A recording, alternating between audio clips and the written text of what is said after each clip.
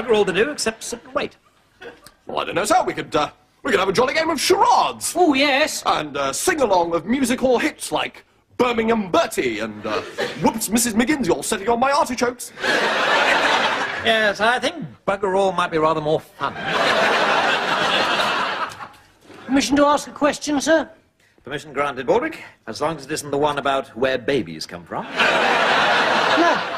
The thing is, the way I see it, these days there's a war on, right? And ages ago there wasn't a war on, right? So there must have been a moment when there not being a war on went away, right? And there being a war on came along.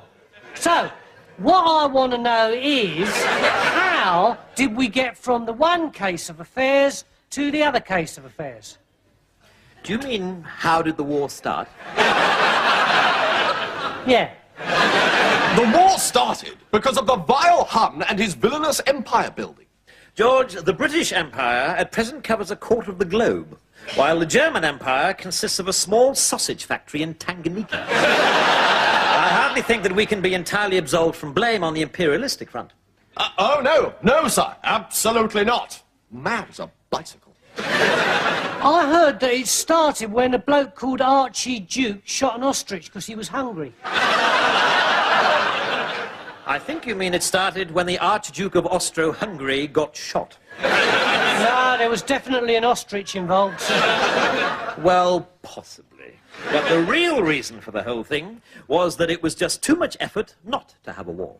By gum, this is interesting. I always loved history. The Battle of Hastings, Henry VIII and his 6 knives, all that. You see, Baldrick, in order to prevent war in Europe, 2 superblocks developed. Us, the French and the Russians on one side, and the Germans and Austro-Hungary on the other. The idea was to have 2 vast opposing armies, each acting as the other's deterrent. That way, there could never be a war. But this is a sort of a war, isn't it, sir? Yes, that's right. You see, there was a tiny flaw in the plan. What was that, sir? It was bollocks. So the poor old ostrich died for nothing.